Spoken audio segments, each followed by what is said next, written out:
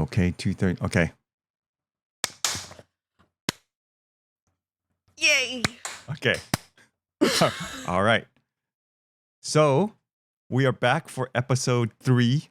Episode 3 Eh, of a podcast that we have a name for. all right. What's the name for it?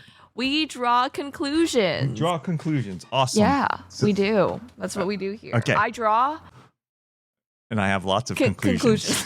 I don't know. I have lots of them. We Yes. do. I don't know. You don't draw really, but you draw conclusions. Yes, I don't. I draw. All right. So Awesome. yeah. So the first segment is always art, and that's Yes. your realm. So That's me. what do we have today for art? Right. So today we're going to be talking about I guess the difference between art movements versus art styles. So okay, so styles, Yes. not to be confused with Harry Styles. I'm going to go with all my old guy Wow. puns. Wow. Well, because yes. And then movements, there's lots of kind of movements. I have one most days. Okay. I don't know You what don't know happened. what to do with that. I had don't to do it at some point because it was just calling. it was calling. The movement was calling. A stranger's calling. That was our horror one. Oh yeah. Okay. No. So style versus movement. So Yeah. do all movements have a style, or do all styles have a movement, or Whoa. You got real deep on that real quick. Good job. okay? What kind of what are we going to do first? Movements or styles? I think styles, because like that's something I can grasp, I think. Yeah. Okay. Well, yeah, because oftentimes when we think of the word movement as it relates to art, we often think about it as like a social movement or something with like some sort of larger than life sort of agenda or some Yes. like bigger Something that pains bigger me. reasoning behind it. Yeah. Oh, yeah. There you go. Movements and stuff pain me. Okay, go ahead. So yes. Yes, but once you kind of completely eradicate sort of the social context of that art movement, then you are left with that art style. So yes, I suppose you are technically right in saying that a style therefore creates a movement. There's a style and then a movement happens. Because yeah, I think there are a lot of questions that get raised with certain styles of art, whether that be social, political, or just simply artistic. But then it turns into but depending on how influential that idea becomes, then that's where a movement happens, sort of thing. Yeah. So what's your prototypical, or what example do you want to go with style for style that is a movement or something like that? Yeah. So I'm gonna go with mine because we kind of talked a little bit about like my style in like previous episodes, but I don't think I've really like gotten into it really often. So I'd like to think that my personal artistic style is realism. Realism. Okay. Realism mixed with I'd say photorealism and some surrealism. Okay. Yeah, but it's all having to do with taking things from everyday life or something that is tangible in the real world and kind of interpreting it in my own manner on a paper or on whatever medium I'm using. So realism, Yes. like that style Yes. has been around for a while, obviously. Right. Yes. But So I was just gonna say, good on you. You're catching on. So okay. Yes. So you are right. Yes. So the realistic style of making people look like people, making trees look like trees, that is the technique. That is kind of the impressive thing of taking something from real life and paint and having the skills to recreate that so like perfectly on like painting or something like that. Okay. Yeah. So but yeah, you're right. So the style has been I guess kind of recontextualized in a lot of different movements. Okay. This goes back to I turned my head. The style, but is realism also a movement? yes. So a style it is. can be reused in can become a Yes. movement, but the style can be reused within other movements, or it's counter to Yeah. a movement, So, or what would you say? I mean, like, okay, so the actual term realism, Yes. like that didn't actually come about until way later. After the style of realism that we would consider realism has been pretty much used for a considerable amount of time. Question. Yeah. So, You're raising your sorry. hand. Yes, question. No, I always interrupt you, so I wanted to actually Politely be interrupt politely me. do it this time. Okay. So, like realism, is that the same thing as realistic? Wait. Because like Okay. your drawings are realistic, photorealistic, or Sure. some like at times you did photorealistic kind of things. So they look like real, like Sure, very yes. realistic. Sure. But is realism all about? Can you have realism without it looking realistic? Well, that has become questioned now because that style has been, like I said, reconceptualized into different movements. So let me just give you like a small, like quick timeline. Sure. Like timelines. So have you heard of the Baroque? Baroque? Oh my gosh. Oh my Baroque? gosh. I'm gonna Like that's classical cry. music. Good. That kind yes, of thing. Good. That's yes. Baroque. Oh my gosh. I did not. It's okay. I really just Many said that. Gen Zs have never heard the words pronounced. They may have read them or listened to someone on the internet try to pronounce them. But I don't know yes, what. it's Baroque. Okay, so we're It's not okay. talking about Obama. We're talking about the wow. The Baroque movement. I don't know. I know about like classical music, and there is a classical style, Baroque style. I don't Yeah. know how it relates to art. So you haven't seen like examples of like the art style of Baroque. Visual art style. Visual. Okay, there you go. Yeah. No, so I have it's, not. Yeah, we'll have like images of Okay, all of these of that I course. We will always be do that. showing. We Yes, always of course. put the image up. for the viewer as well as for you. Yes. So it'll help yes, you. But yes. yes, always helps me. But yeah, it sort of has this like very just kind of like cold, kind of pale, just like very like okay, straightforward. Like this is a person. Do they have no? This is a Is thing. it the ones where they have no emotion or no I don't know, like is Yeah. sorry. So yeah. So okay. So what do you mean by that question? Are you saying that you can't really see the emotion that is portrayed on their faces? Yeah, that's Okay. what I mean. But is So, that yeah, so- true or not? I don't know. I mean, yes, partially, yes. Okay. But it's also because there is sort of a lack of a brighter color palette or an expansive color palette. It's interesting. very just like not black and white particularly, but it's like navy blues, like very neutral tones. Because I think that like the main thing that kind of like style was rooted in was kind of neutralism.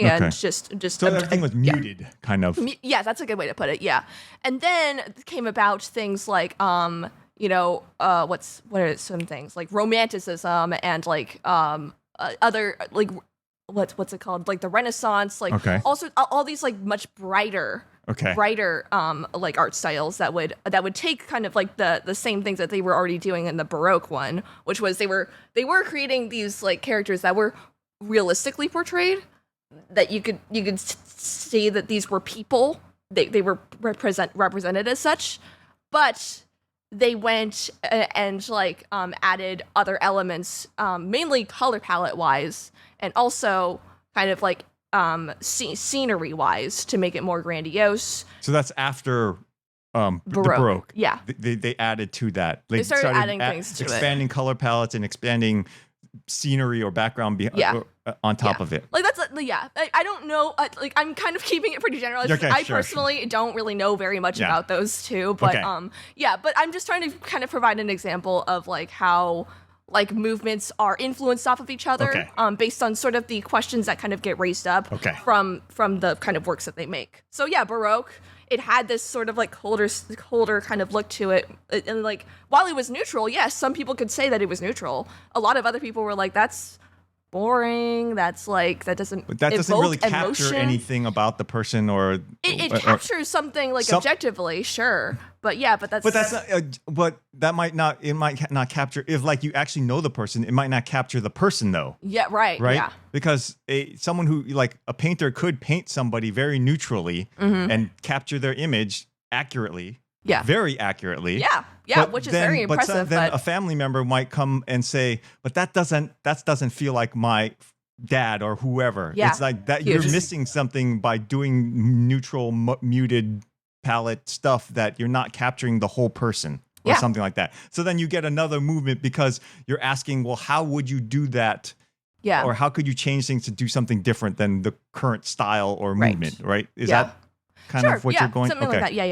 Yeah. So Baroque and but I think one of the other main things about those specific art movements surrounding that was there were a lot of scenes, right, with a lot of like bigger kind of important people there, right? There was Probably some Napoleon or something. oh yeah, so Neapolitanism was a thing. Oh, I didn't even. Yeah. Sorry, didn't even know. Okay. Yeah, no, there were whole art movements, like, yeah, of course. And they were all kind of centered around these like sort of grandiose, like bigger, larger than life. Yeah, larger than life, but still regular people, but not regular people because they're royalty and they have a bigger place in history or in time or whatever. Got it. Okay, and that's what movement is that? A style or a movement? So that's a movement. That's a movement. Yeah. Okay. So throughout this whole thing, the style is still realistic. Yeah. I guess. Yeah, because They look like the people. Look like the people. They tried to. they're represented very much Accurately. Accurately, yes, Yes. like people. Yes, okay. Yeah, but like you had said before, accurately, yes, as in anatomy, that's a person. Yeah. But emotionally, little off. Okay. Right. And so I think,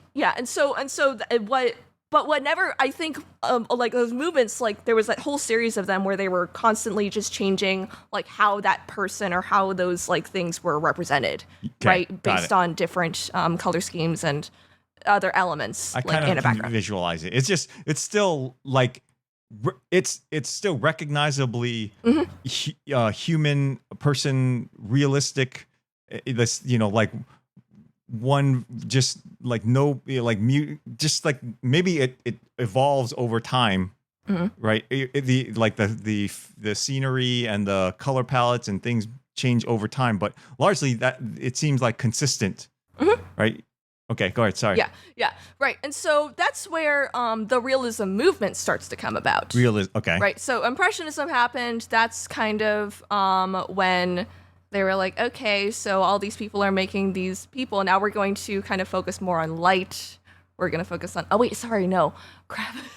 I think that was the other way around. But yeah. Oh no. So it was Romanticism first. Romanticism happened, and this was where more So this is where characters were being grandiose and they were being like big and Okay. Yeah, and the actual definition of romanticism, where it's Did you romanticize the people? They look more heroic than they actually right, were. yeah. I think So royalties, bigger. like when you say that that idea when you speak of that style, I think of George Washington crossing the Delaware. Like it's bigger than life, like just him at the bow, like this. I'm sure I think that was neoclassicism, but yeah, Okay. that's around that realm. Sorry. Yeah, sure. But anyway, that's what I would when you say when you say romanticism, that's kind of the thing that is sparks in my mind is like a character, a actual person, and in a realistic style, but like put into a romanticized as the terms kind of evokes. fantastical sort of. Yeah, it's like scene. putting them in the like making them bigger than life than they really actually were. I mean, it's like before you were capturing no emotions, now you're like in the Baroque, like you're saying, is just like muted, no real not a whole lot to it. But the Romanticism, like, no, let's make it exaggerated and look and stuff like that, and make the it's still but the style is still realistic. Yes. As opposed to realism? Yes, so realisms. Yes, Okay. that's what I'm going to get into. Okay, so that style is realistic. Okay, yes, there's realism. Okay, go. Yeah, so romanticism and all that stuff, all before, still realistic, still representing people like people, and dogs like dogs, whatever. Okay. So then realism as the movement, that's where it came in and was like, okay, so everybody's like questioning like how they can represent somebody or whatever, but nobody's asking, who are we representing, right? Okay.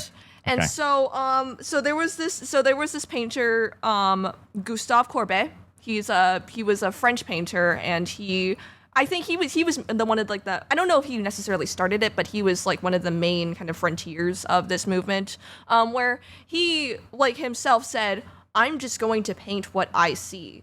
And by that, what I am able to access and what I am okay. able to see, like all these like romanticism kind of painters, they were hired by like kings and queens and like royalties and things like that to paint them, or asked by other like or asked by like priests or things to make things for their churches and stuff like that. And yeah, but Gustave was like, okay, so why can't we just paint other like regular people, like just everyday people? Why don't they get the right to be painted? You know? So he went and he basically went on this whole thing where he was going in the fields and like painting the farmers while they were working. Okay. Just yeah.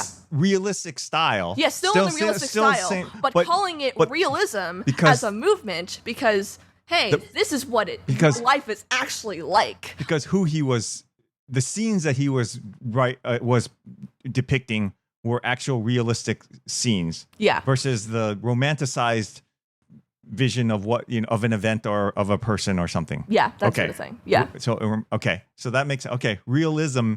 Okay, versus realistic. Got it. Yeah. Yeah. So that's kind of the intro to like style versus like movement.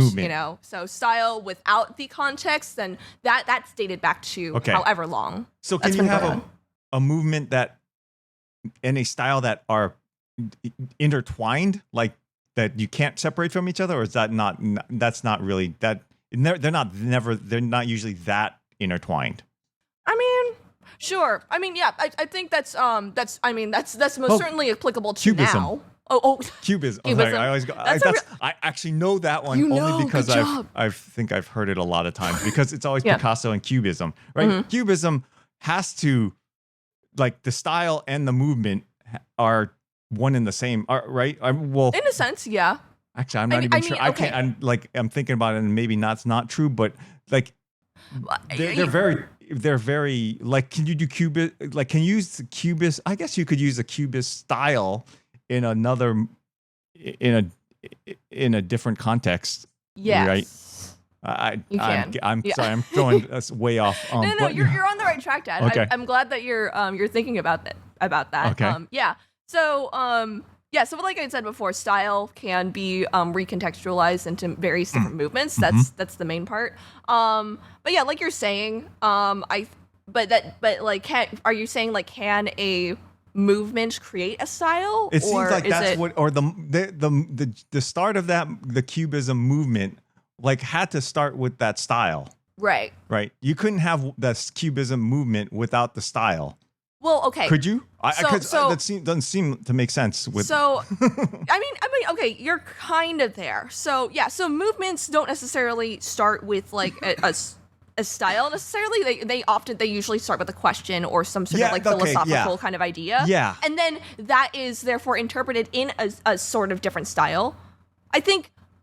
So while you might have like an image of like what Cubism is because of like a higher kind of example of like Picasso, there are obviously like many different artists with their own interpretations and other various different styles of Cubism. But yeah, like you're saying, I think that if you were to put kind of like all the Cubism like artists and paintings like all together, you could sort of see a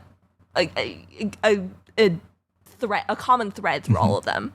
You can kind of see. Yeah. Okay. But that also makes sense that you're saying the questions is actually the thing that sparks the movement, right? Because the whole romanticism to realism, which is still using the same style, realistic style, but the question of who you should be depicting was the question, and that defines the movement, right? Right. And so Cubism, I'm guessing there was a question.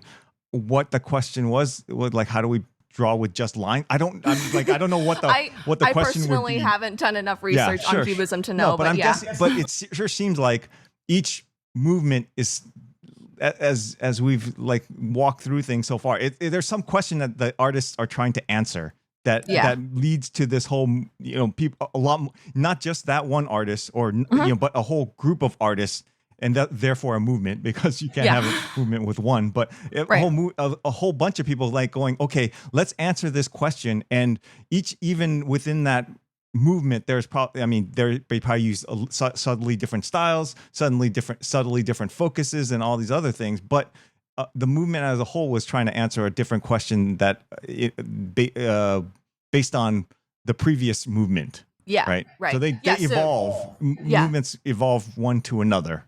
Absolutely. Yeah. So like I had mentioned before, I think like realism was in a sense sort of a response to romanticism and those other things. That makes a lot of sense. Yeah. And so to actually like kind of go more into that, because I have my notes here.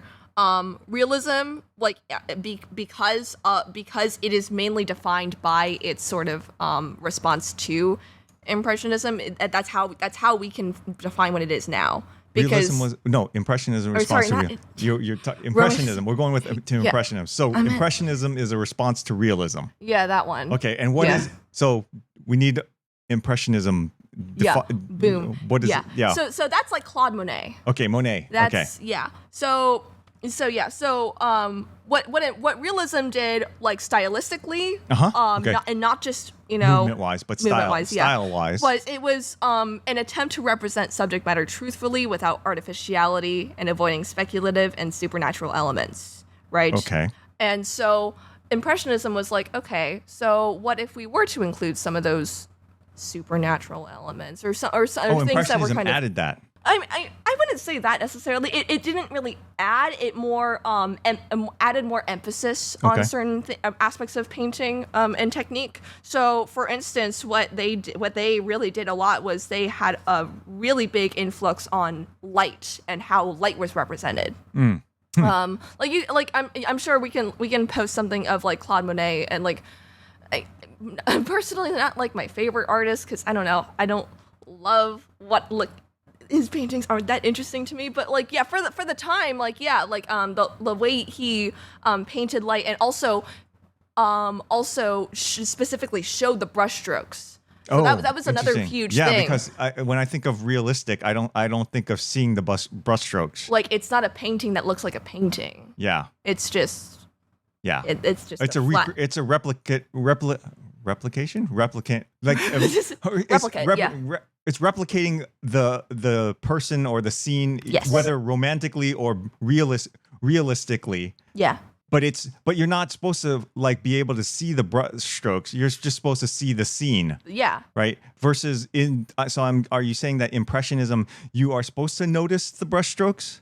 I mean, or at least be influenced by be conscious of them. I guess. Yeah, definitely be conscious of them. Okay. I think what they also did was kind of have a bit of an specifically. So there's impressionism and there's post-impressionism. Like, they kind of go together, but they also kind of oppose each other. It's a whole thing. Yeah, no, I'm actually keep going, but I am interested in this whole post. Why is everything post, and what does it mean to be post? I don't remember. I don't remember what this was. Like, when we talk about in general culture, like pop culture, you talk about modernism and postmodernism. Yeah. Like, postmodernism is just like, it's modernism taken to an extreme. And so it's not really post. It's not like afterwards. It's like you couldn't have postmodernism without the modernism. Yeah. Right. It's a twist on modernism is postmodernism. So there really is not. You're not like throwing the old thing away. You're just doing. You're kind of refining. Yeah. That in a not a good way usually.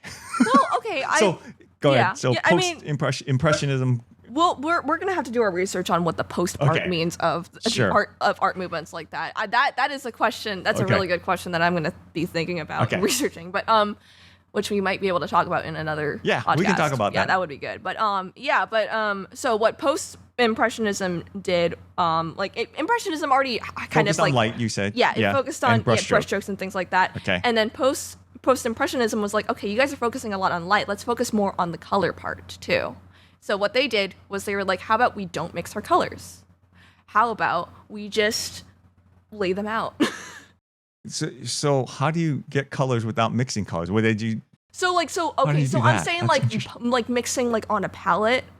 Versus mixing while like on like a canvas. On the canvas. Oh, you mix on the palette but not on the canvas. Right. Yeah. So no blending. So on like the you're figuring it out like while you're on a palette versus figuring it out on a canvas, right? Because if you're doing it on a palette, then you know what color you're gonna get.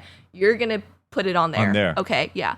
But then what post Impressionism did was they were like, okay, don't do any of that. Don't do any of those preparations. Oh, you just did it on the canvas? Do it on the canvas. You get the colors that you get when you put it on the canvas. Yeah. So you don't know beforehand exactly what color is gonna be up on that the canvas. But yeah, and so but also technique wise, what that did was it it kind of created this like there were these like weird undertones with like all like the mixed colors that kind of came about. There was like, oh wow, you can see the colors that were put into those colors that were being mixed. Oh, you can because see you can't mix them exactly. So Impressionism was like you can see the brushstrokes. Post Impressionism was like you can see the colors being mixed. Oh, interesting. Yeah. Yeah, because that makes sense. I mean, in the fact that if you put it on the palette, you're gonna mix the thing up and get the exact color that you want. Yeah. If you put it up there, if you do that too much, then you're gonna mess up the painting. So you're gonna have to not blend it. I mean, mix it together as much as you would on a palette, and therefore you're gonna see some of the color in there in the paint. That's because I'm also thinking just like as somebody who paints and knows how to mix color too. It's when you are painting on a canvas, your brushstrokes will often go one way or follow like some sort of like consistent movement so that it all kind of like blends together. It looks it's I'm guessing that's the biggest the biggest mistake that an amateur painter makes. Yeah, it's like having strokes go all different ways. Well, yeah, that's what my students do. They're just it's like okay. I just want to fill in the colors, right? And then you get like this way, that way. That sounds like me. Yeah, but what makes that process more interesting is when you're just doing it on like on like a palette, right? Then okay, I can just follow the rest of the brushstrokes.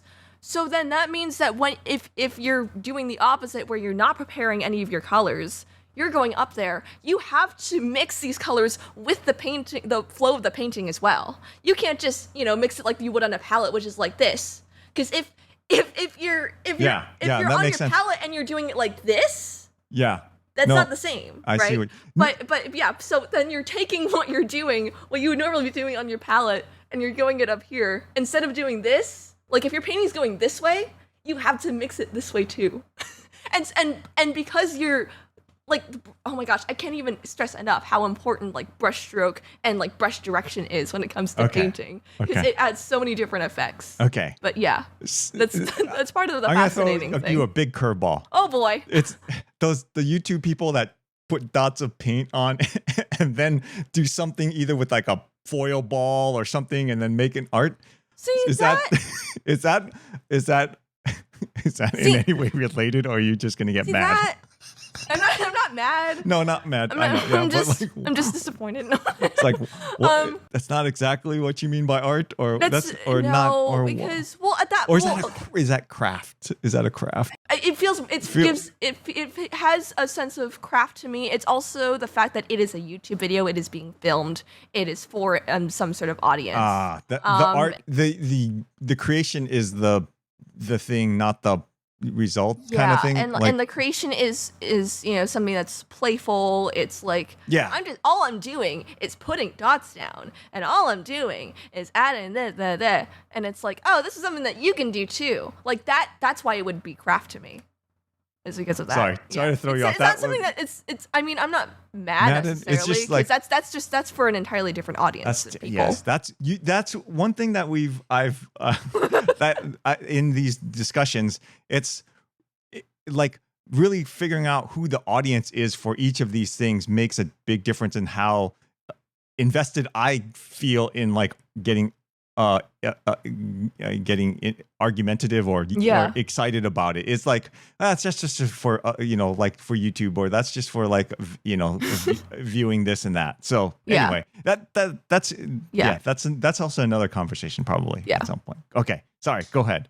So that's impression. That's like art movements and things, and that is very helpful to me to understand those kind of things. And like the and then going back, you were talking about your style being realistic. Yes. But you're not part I'm not you part don't of have a a movement, right? You're not in a movement. No, So yeah. how does that fit in, like in today's art world? Like, like, I don't know if there is currently a movement or are movements. Like, that's one thing. There multiple movements can be going on at the same time. Is that correct? Okay. Yes, that is absolutely correct. Okay. Yeah. No, when I those aforementioned movements, a lot of them crossed over. Overlapped. Yes. And, Huge. conflicted, went crossed over, whatever. So, and it's not even about they were there wasn't even like they were happening like right next to each other. This was like happening in like Europe and then America and then like because everyone has their own places. questions, and then you see somebody else questioning it or doing something a little bit different that you never thought of, and then you're influenced by it. So okay, but your style, realistic style, like, yes, does it fall? So when you have a style, like, who is the audience for that style, or is there a particular? Are you targeting an audience with a style, or what do what is your feeling on that? Sorry. I mean, okay, so because my style is very focused on technique, it's also it's technique. It's also I like my work to be the painting that looks like a painting. I like I draw primarily, so I like my drawings to look like drawings. I like the process of the sketching to be shown in my work. I don't want it to just be. But you used to, your realistic used to try to be hyper realistic, I would guess. Photorealistic. Yeah. Okay, so photorealistic. So I technically used to be part of a movement. I guess. That was a movement. Yeah, photorealism. That's a thing. Yeah. Photorealism as a movement. Okay. Yeah. Okay. So again, it was like in a response to like another abstract. That makes one. sense. Okay. Oh, that's cool. Okay. You didn't know that? No, I did not know. I just I didn't even think of that, because like you said, you're questioning the movement before gets you to the next one. I wouldn't have even thought that photorealism would be a response to anything. I thought it was just people going back to like the way that they used to do it. But the way that they used to do it was never photorealistic. No. Because yeah.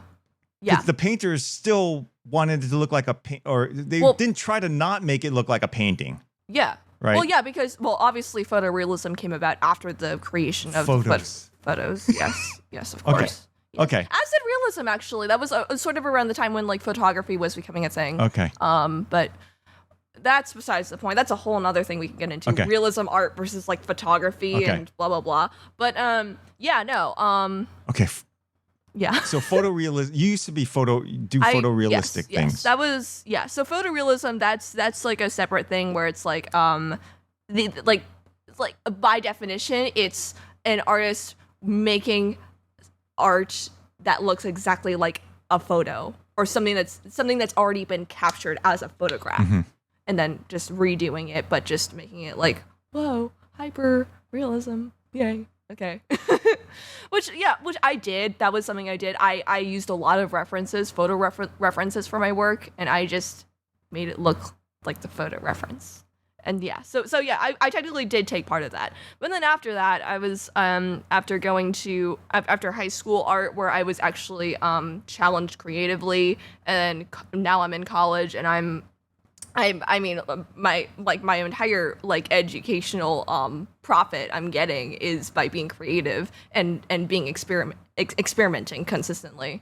My work my style is still very much realistic, but I don't use references of photos. I come up with things in my head, or I'll use some photos as reference, but I'm not doing it exactly like it. So yeah. Okay, so that then. The audience for each movement, like, how do you like? So who would I want as my audience for my work? People.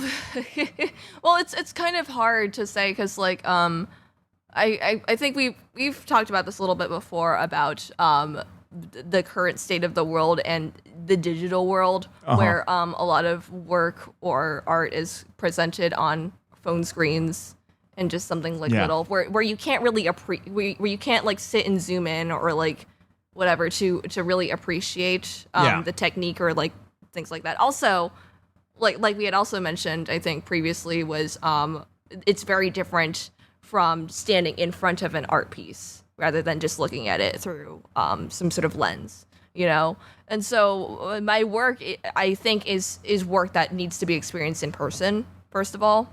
So I would want an audience of people that are willing to connect like physically with art and to interact physically with it. Yeah. It's mainly Maybe we need to have pop-up art in front of our house, like a installation in front of the house Ooh, that could be fun. at some point. Sure. I don't know when, but not this year, not this summer, because they're going to be. But if like going forward, because if they need to be experienced, and you're as a not well recognized artist, it's going to be hard to get into a gallery, right? But of course, yeah. You could find people. I don't know who. We don't fellow artists. Something you could put on something, because right during COVID, that person had in their yard, they had an art exhibit. Yes. You could do something like that. Yeah. I mean, as a thing, and because like you said, it does need to be experienced in person, because like I know from your mid-res present installation. Yeah. Like you had to be there because it had 3D physical dimension to the work, right? And your thesis is going to have some similar. It matter. You can't just capture it in it with a picture. Like we showed your I think in the first episode I showed a piece of you gave me a picture of your mid-res to show, but it didn't feel anything like. It doesn't capture a photo. Does not capture what it was like to be at the installation. Yeah. Right. And so that's what you're saying by your work does not lend itself to flat screen, just being shown on a screen. Yeah. Like, would you ever consider moving that way? To flat screen. To things that are tailored towards being consumed on the thing. And maybe that's a topic for another time. Yeah. I think. Okay. That's yeah. Ooh, I wouldn't want to, but okay. Yeah, but Got it. Yeah, we'll talk more about it sometime. Yeah. Okay, Anyway, cool. Yeah, so is that what you wanted to talk about with movements and that was styles and movements? Yeah, I mean, I mainly wanted to get into that, but I also wanted you to actually kind of participate in that line of thinking, which you did. Okay. So yay, cool. Good on you. Awesome. So the STEM technology and art segment. Yes. Yesterday we watched a video. Link in the description below. Good job. A person who made passive income using Midjourney, which is an AI generative art resource, and ChatGPT. So this person showed a process of having ChatGPT generate a story, and then you would feed those prompts from the story into a AI art generator, and it would generate the images. Correct? Is that what you saw? Mm-hmm. And so what did you think of this whole process? I mean, my first reaction was just to get mad. So I took off my glasses for this because I need to. Oh. Okay, what made you mad? So it's just like we had just mentioned this, how we talk about audience as it pertains to art and who you're doing it for, who is going to appreciate this type of art, blah blah blah. So what this person was doing, like it completely just takes away from the magic of storybook, a children's storybook specifically for me, because I mean it's like. It's like any story needs. I think there needs to be some sort of humanity, some aspect of like a person did this, a person created this, and specifically for like, somebody too, right? Yes, because a person has an intention, a person has a reason for doing something for somebody, for something, whatever. But this dude, he like the title of the video is just how to make passive income off this thing. That's his only intent. That was his only reason, was just to get money from it. And by doing that, he has no care for the audience that is going to receive this, because all he cares about is the income. So of course he's not going to put in any care into the actual process of making this. And so then he's going to use AI or ChatGPT, all that stuff to just make it easier for him to make that production happen faster, and therefore while more people are buying it. And these people that are buying it, Lord knows, I don't even know why, how they, like, all those people were interested in that. But yeah, like he doesn't care. He didn't care. That's just the impression that I got up from the video. Like, yeah, no, what I thought of it was when I originally watched the video, it was, wow, this is an easy way to make a children's book, right? yeah. Like but when we talked about it a little bit earlier, but what you're talking about is like the audience that you're trying to reach. He's not trying to reach an audience. He's trying to reach the Amazon store, Yes. right? And get into the algorithm and get sold, right? His audience is a sale. I mean, all he's trying to get is a sale. And so technically, I don't doubt that he could use this process. I will use that word, even though you use it and you get mad about it. But it is a process for generating these storybooks, and he could generate probably 10 of them a day, at least, right? It wouldn't have I could easily imagine him generating 10 of these a day. Yeah. And after a year of this, he would probably have one or two that made him a tremendous amount of money. I could see that happening. And by other people watching this guy's video, there may be hundreds of people that make hundreds of books that do the same thing. And your feeling on that, I think that's where a lot of your disdain for this comes from, right? Because it's just it's just content generation. It's just it's empty. It's just spewed. It's like empty spewed words. It's just being put out there, but there's no actual like thoughtfulness or real intention behind it, other than give me money, give me passive income. Yeah, but so that, how does that make you feel though, as a person who has tried, has looked into being an illustrator for books, as someone who at one point in time thought of being a children's book author and illustrator as an option in your career, and who knows, you may still do that as one of your many avenues of doing work or something.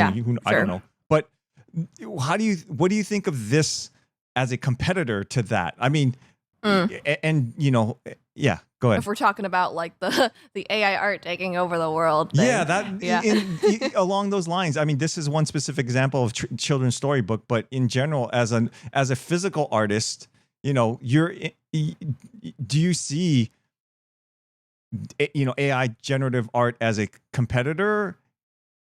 Do you care? Do you not care? Like, I don't know how you feel about it. So I don't necessarily see it as a competitor, creativity wise. It might be a competitor money wise, business wise, but creativity wise, that can never be matched. I think in terms of like an art business, in that sort of realm of art business, the art industry, there absolutely needs to be a balance of care and consideration between creativity and revenue. Because so like theoretically, like an artist can, take like 10 months to come up with something, but and it's like that one thing. Yeah. And it's like, okay, you got to keep doing this. Like, yeah. So you can kind of get behind like that. I think that's what AI art is attempting to do here, is trying to tackle that part, which is the what is it? The reproduction process, okay. Of making that go faster. Okay. However, that process that artist went through of 10 months, that can never compare to what the process of an AI art generator might go through in like 10 minutes, because it's just it's like I just it, like I said, it's that lack of humanity, it's the lack of like that care that goes into creating something that bothers me. So No, I understand all that you're saying. I just, from the technology side of things, and I don't, because I don't disagree. I just, so the thing that that I want you to think about is that, there's the artistry of the, like, so like fences. I'll just give you this example. Fences. Okay. There used to be artists and guilds that made fences. Oh. Right? Okay. And they were fine artisans that, they crafted fences, the metalwork, and I'm sure there were wood fences that were crafted, but like, and stonework and all those kind of fences that were, well crafted, and there was humanity behind that. Okay. There was design, and there was, all this stuff behind it. Now we have generic fences because nobody really cares. Like, they don't care about that aspect of it. Yeah. And can, like, do you have concern? Do you ever think about the fact that art, like, I think art is something different because it's not a utilitarian like a fence. That was literally what I was just going to come back at you with. Okay. Yeah, but there's a line where that, like graphic design and print design and those kind of things, poster design, even those I could see, like there's when we went to your 50th anniversary at Cal Arts, they had 50 years of posters and from the design school. Yeah. Right.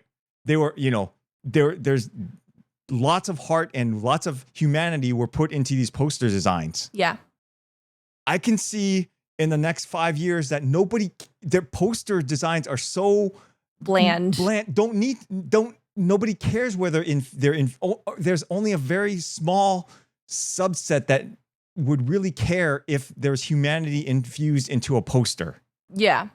Even like in particular, like a movie poster. Mm-hmm. If you just threw an AI generator, I'm sure you would actually,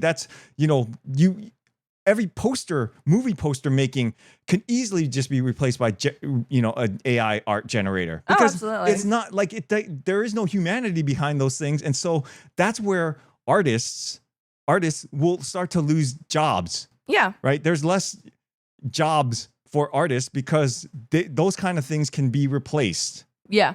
At least that's what I'm thinking. Oh, yeah. No. Okay. That makes sense to you as an artist. Yeah. But the kind of art that you want to do, already had trouble probably making money, or I don't know how, right? It's like not there's the images of starving artists. We have to figure out how you're going to make money from your art. You're going to probably have to have 5 different jobs or whatever. I don't, we can talk about this at some other time, but yes. the stuff that you produce has such humanity behind it, and what you're trying to, I guess that's the other thing we talked about, what you're trying to, the message you're trying to communicate, right? That can't be, that is very difficult to be replaced by AI art or something.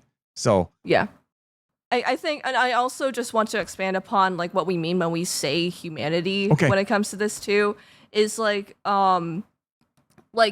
technically an AI can come up with any kind of message, right? But an AI does not have experience. It has not gone through life, or it has not, gone through things in order to learn something from that experience. It's just like it's spewing some message that has been taken from other things, experiences, and things like that. And that just won't really work, I feel, because a lot of times the purpose of art is taking something from your experience that only you understand and only you can really interpret and things like that, and you're putting it out there, and even if people don't necessarily relate to that story, they can relate to being vulnerable. People can relate to expressing something like deep and important to you, and then that will make them want to, might inspire them to be more vulnerable themselves, things like that. Yeah, and so that's something that AI art can do. Can do, can't do, It can't do. No. Okay. So yeah, I think there's an aspect of the person behind the art matters. Yeah. The story of that person's story matters, which is kind of, I don't know. It seems to me, it feels that's one of the things I didn't really want to like want to matter. Okay, sure. Right? Because sure. everybody's story is, it is their own story. Uh-huh. But like making that their story profitable or normative, like everyone else should feel this way because I feel this way. Right? I understand the idea of like making people think about that thing, but then to take it further and say that's the way everyone should think about the thing is like where I draw a concern or have a concern. That's not at all what I was saying. No, but, I know. Well, I think I know that from based on what you've said. That's. I think you've mentioned it before. It's activism versus education. Yeah. Right? The education is to teach people about what you feel or what you've seen or what about the things that you've experienced about the things. But the activism says. This is what you said before to me. It's this is how you should feel about that thing. Yeah. And I'm giving you the information and this is how you should act upon that information. Yeah, and that's not what you're asking for. But that's that's the thing that I shy away from when you say, well, when I get that the art eventually does have to do with the person who created it. Yeah. But like I said, the problem that I run into is when that person's they're not just interpreting what happened, or they're trying to tell you what to do about that thing. That's the part where the person, I lose the importance of that person when they try to tell me what I should do about that thing. So anyway, yeah. I mean, that is definitely a valid concern when it comes to that kind of stuff. I mean, I just know personally that that's not what I aim to do. Yeah. So sure, but that's. I mean, that I'm guessing though. Even if you ever become, if I don't know, if you ever start getting into that world, it seems like that world wants you to be an activist. Yeah. Because every time I see things about art and things, it is almost always about activism and how you should think about, not just that you should think about something, because that's fair. I can say, they're showing this thing and you should think about that, the ways that thing happens. Like, but how you should think about it is the point. So I'll give you the example that the thing that runs in my mind is the land acknowledgements. Oh, okay. Okay, so at CalArts, we've been to 2 performances of the dance school dance. Yes, and each time the 2 that I've been to, they've done land acknowledgements. Yeah. Right, and so the land acknowledgement, if it's trying to tell me that there were people here before that lived on this land, okay, that's information. Yeah. Telling me now that that our colonialism and our and blah blah blah neo-Marxism speak is we should think about some sort of reparations for that. That's activism. Yeah. Right. So you can tell me one thing, information, what I should think about it, what I should do about it, activism. See, you can tell me about that, but you haven't told me the whole story. You've just told me a part of the information that you want me to hear so that you can get to your activism to tell me what I should do about it. You're not telling me about that those tribes were warring with each other and they wiped each other out before anybody else came along. You're not telling that's part of the story, that they were, you're just telling me that they were here before. Well, in 1970, when CalArts was built, they weren't still around anymore. What happened to them? You're not telling me that part of it. You're telling the way that they frame the statement of the land acknowledgement, they frame it in such a way that CalArts booted them off. That's what I hear when they say that. These tribes were here, and colonialist American displaced them. Right? You're going from like this time. I don't even know when they were there. I don't think they don't ever acknowledge when they were there. They could have been in the 1600s. So 300 years before you guys, that building was ever built. They may have long been gone.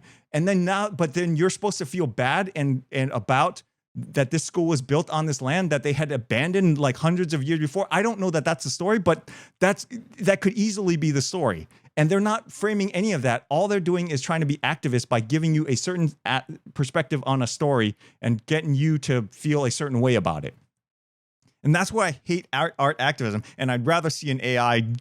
Sorry. Go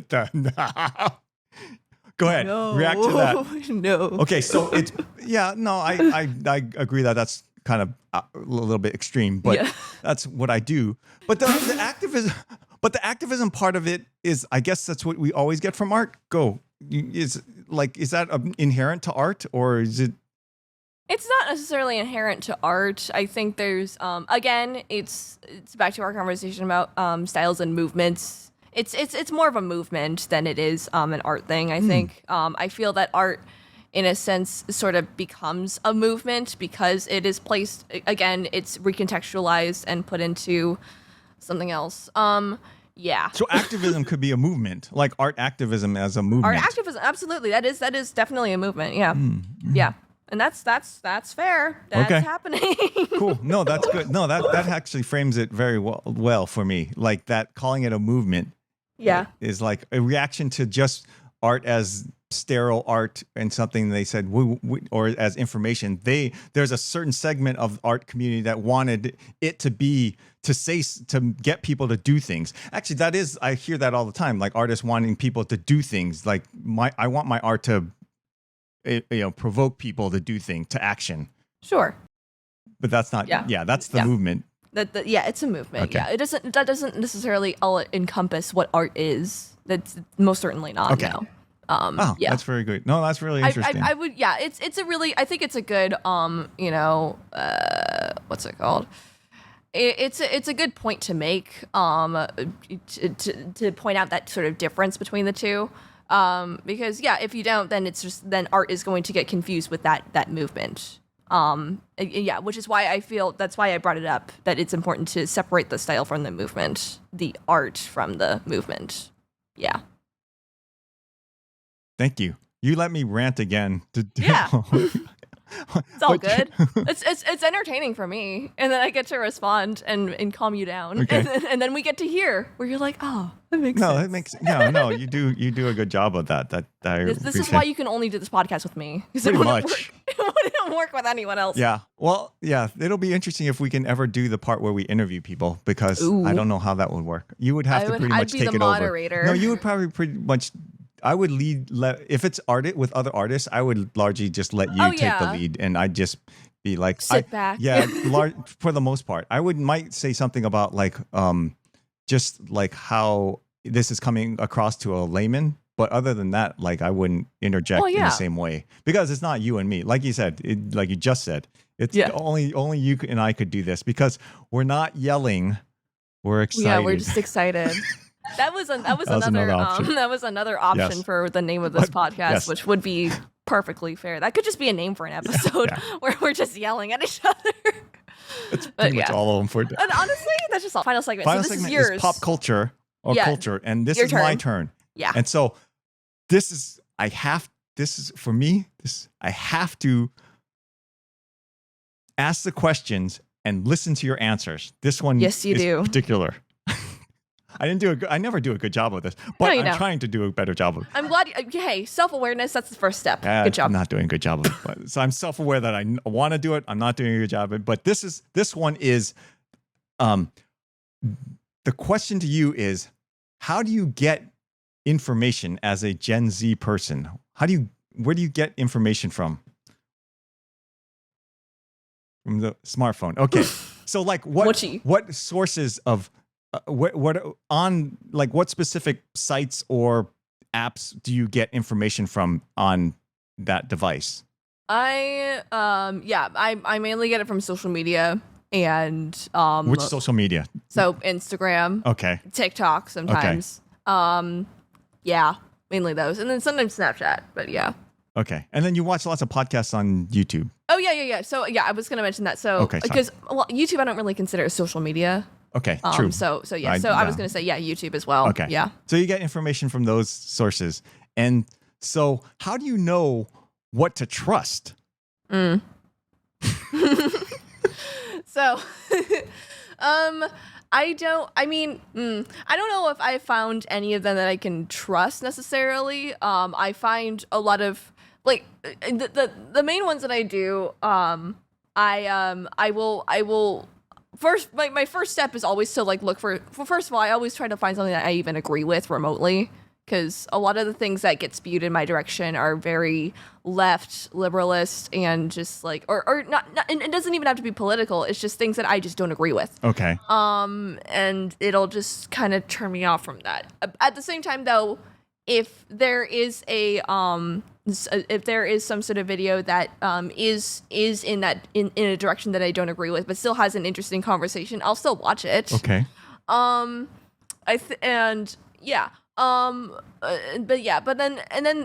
are videos that I do agree with, and yeah, while some of them might obviously have that kind of like pull for me because it's something I agree with, they might not talk about it very well enough. So I don't know. It's hard for me to say if I don't really trust anything. Okay. That's yeah. But I'm still very mindful about what I consume. I'm mindful about how information is given to me, if there is an agenda, if there's not, if it's just trying to give me objective information, is it educational or activist kind of thing? I always look for educational. I guess I'll put it that way. Okay. Yeah. Interesting. So like I'm trying to think of like a story. So I'm trying to think of a applicable story. Okay. So, I'm afraid that I'm afraid to ask you what you know about something or not, but I will see what you I'm not trying to like make you look bad. That's what I'm trying to say. Is like, okay. Oh. So do you know, like, have you heard anything about the debt ceiling? Okay, no. No. That's okay. I'm not saying it's good or bad, that you like whether you care or not. It's no. No. Okay. So, have you heard anything or do you know anything about like inflation? Sure. No. Not really? I don't follow on that. Money side of things. Those are among. So, what kind of like, okay. So let's see. Bud Light. Do you know anything about Bud Light? What happened to Bud Light? Okay, you don't know about Bud Light. Okay. So, all right. So anything about Target?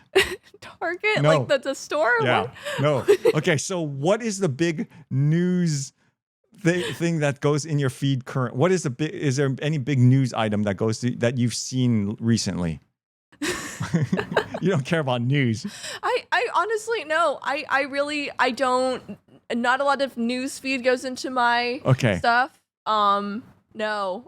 So what kind not that I don't care. It's just I haven't really gotten the opportunity to really care because I don't really get because you don't really care.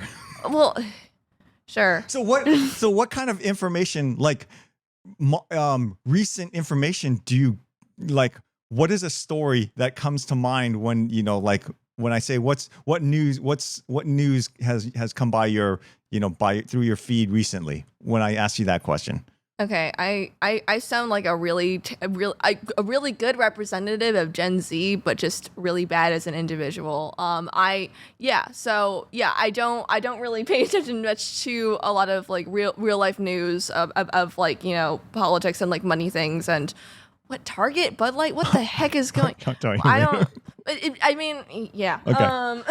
But like the types of like, I guess, news or kind of like things that I hear that go around are a lot of just like social things. You know, there's what's going on with celebrities, what's going on with like you know, certain social media platforms or like influencers, and like what kind of like bad stuff have they done? What, you know, just like silly things like that. Yeah, but a lot of like the other things that I like podcasts that I'll listen to as well are like things like true crime podcasts. Like I'll listen to stories of just bad people that have done bad things. So mostly like entertainment kind of thing. Just mostly entertainment comes through your feeds more so than anything. Yeah. Okay, so you are Gen Z. Yeah. I don't know. I can't say that I I can't fault you necessarily. I mean, you know, because I'm trying to think when I was a college senior, like the only things that I really cared about, we were not news of the day. Right. It was like, yeah, my only concern my senior year was getting a job, actually.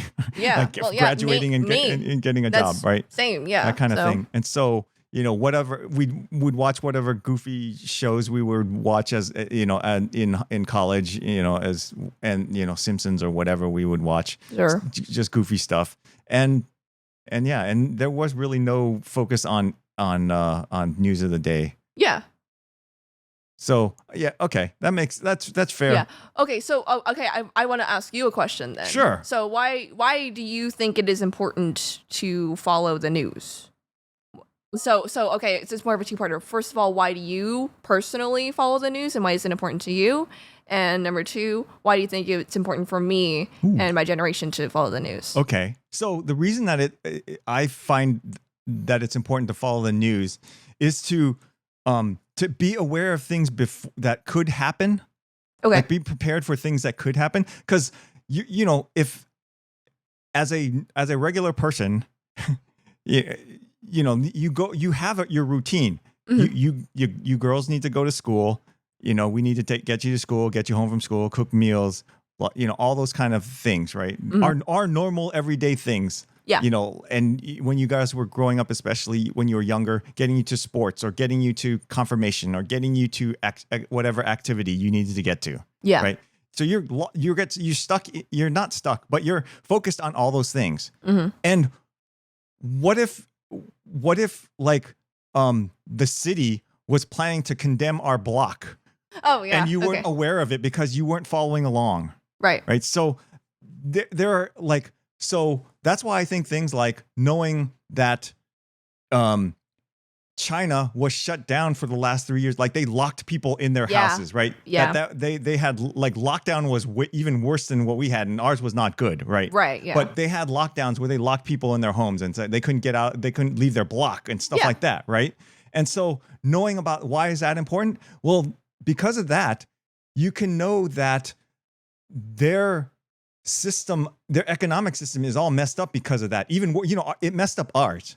Yeah. Theirs got even more messed up because of that, because they were even worse. And therefore, we have our economies are interdependent with China. And if theirs gets messed up, ours is likely to get messed up.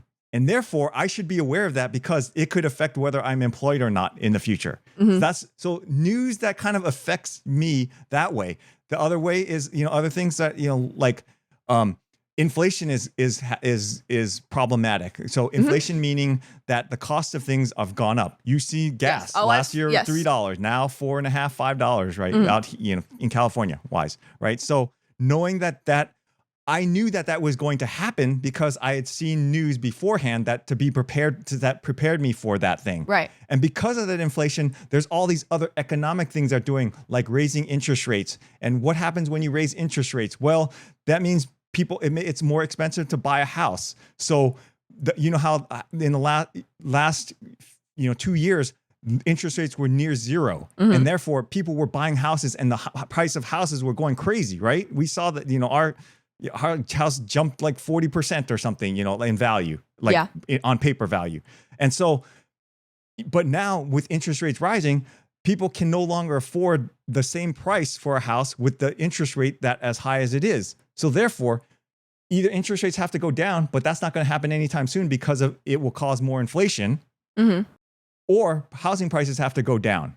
And so therefore, that's why we are saving money so that we can when the housing prices come down, we could buy another house in Southern California as a place for you girls to possibly live, or us to move to, or whatever. There's it gives us options. Yeah. Because I'm aware of situations that are going on, because I'm aware of the news, I can predict things, not predict, but have probabilities of things and see where things plan could possibly, ahead. things will possibly go. Just be safer in this area.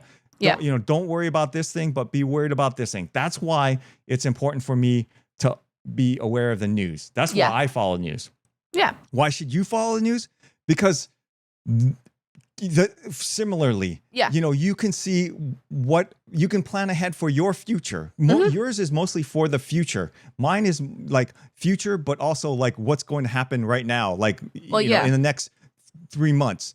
You can see trends, larger trends, and therefore you can plan your life around these larger trends. You can see that the craziness that society is going through, and you can go, well, maybe we should move to somewhere else, or like those kind of like because there's crime in I'm sure you've seen news of what it looks like in San Francisco with all the homeless tents and all the things that, right. So that's now probably don't want to move back to San Francisco.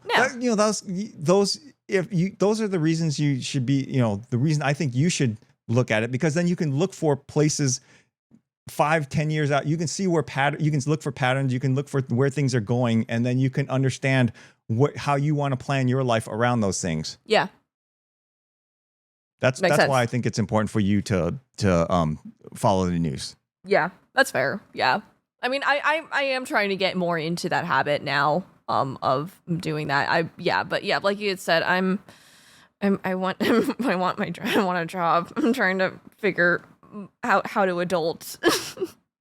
Yeah, like the job thing is going to be interesting for you because you don't have a set job path, and the easiest thing for you to do would just be, I'm going to become a teacher because that's easy. But I don't think that's necessary. That's not the only path that it's going to take a lot of thinking and a lot of experimentation. That's what I'll say. A lot of experimentation on your part. And like I always say, we're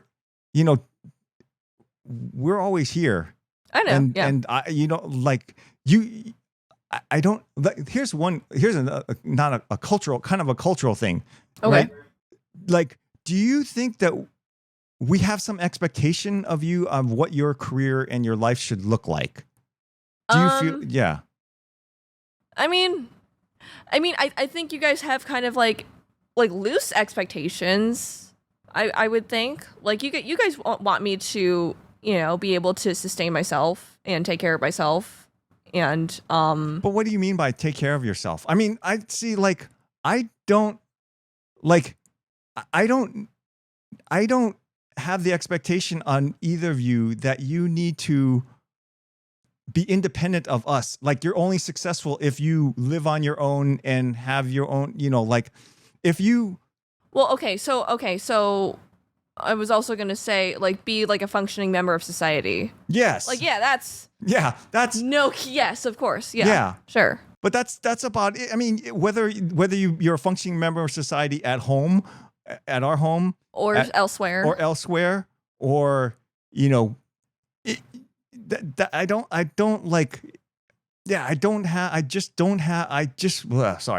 just want you to know that I don't have these dramatic expectations as that you need to be making X amount of dollars or do a certain, have a certain position or be a certain thing for me to feel like you're successful. Okay.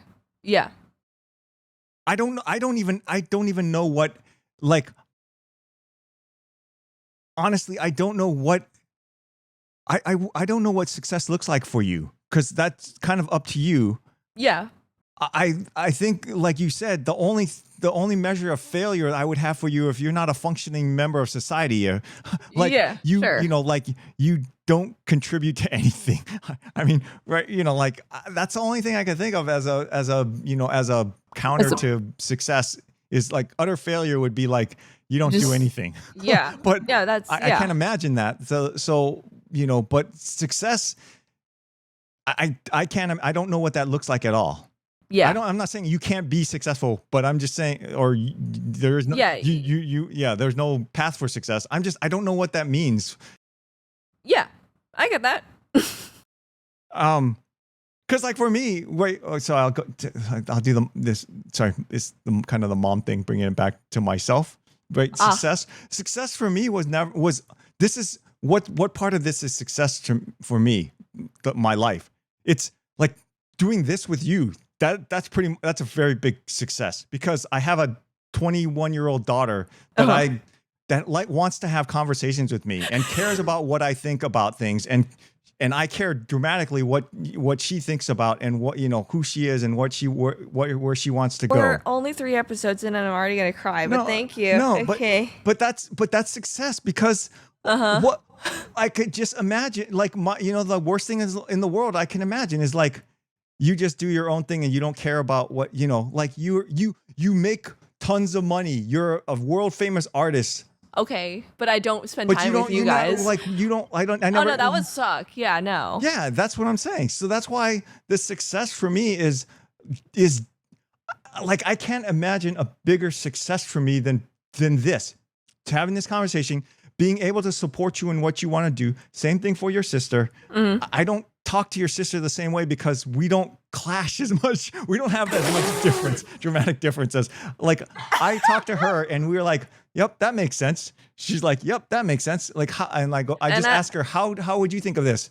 And she tell me, and I'm like, yeah, that's pretty much, yeah. That's how I would go about it too. Yeah. And she goes, and I'm like, actually, have you thought about it this way? Well, you go and you have whole different things like well, okay. art well, no, like we wouldn't even think about artist movement or well, yeah, but here's the other thing though. We do kind of reach the same results like thought wise, but thought process wise, completely different ways. Yeah, no, so, I agree with that. Yeah.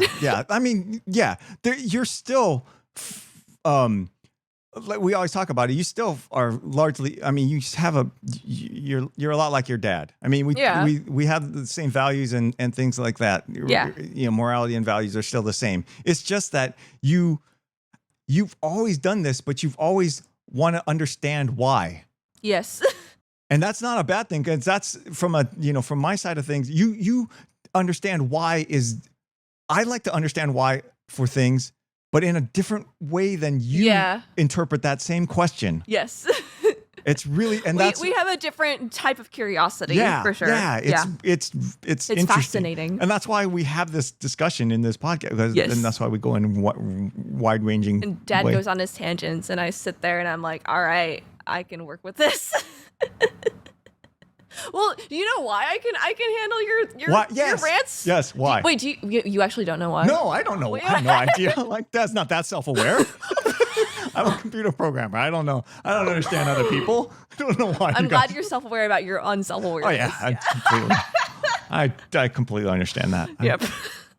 Well, no, it's well, yeah, like we discussed before. It's the different types of curiosity. You rant about things because you're curious about the why for your own reasons, and I'm sitting there like, okay, I want to understand why he wants that why because I want my own why, and he's not getting there, so I'm gonna wait patiently. And we'll get there, and then we will. So it works. We draw conclusions. Guys. Boom. All right. That sounds good. Thanks, Emmy. Thank you, Dad. All right. Yay. Good job. Love you. Love you. Yay.